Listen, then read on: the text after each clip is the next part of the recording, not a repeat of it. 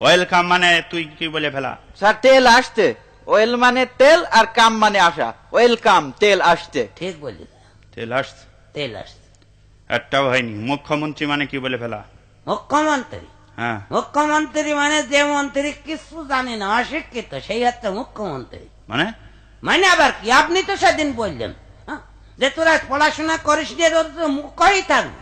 তাই মুখ্য মানে যদি পড়াশোনা না জানা হয়, অশিক্ষিত হয়, তাহলে মুখ্যমন্ত্রী মানে কেউ অশিক্ষিত মন্ত্রী না। এই বুঝেছ তুমি? হ্যাঁ, আচ্ছা যাকে যাক, আকলি বল, অনু মানে কি? অনু ছোট্ট একটা মেয়ে, আমাদের স্কুলের ছাত্রী। ওরে না, অনু হাতে জিনিস এটা ছোট বস্তু, খালি চোখে দেখা যায় না, এই আর কি।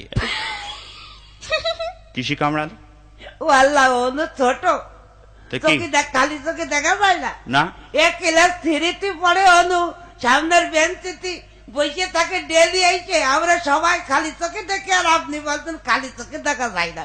আপনার চোখের পাওয়ার নেই তাই বলেন, আমরা সবাই দেখতে হয়। চুপ কর।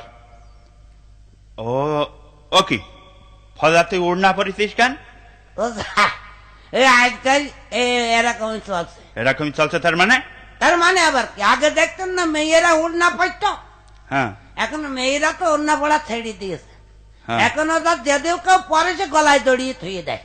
এই জন্য কোম্পানি দেখলি এতগুলো উড়না তৈরি করলাম, এ নষ্ট হবে, এই জন্য ওরা নতুন এক ফ্যাশন বের করে দিয়েছে, বুঝেছে, পুরুষই উড়না পরবে। বললো হ্যাঁ হ্যাঁ হ্যাঁ, ছেলেটা পড়তে দেখছি। হ্যাঁ, পাঞ্জাবির সাথে।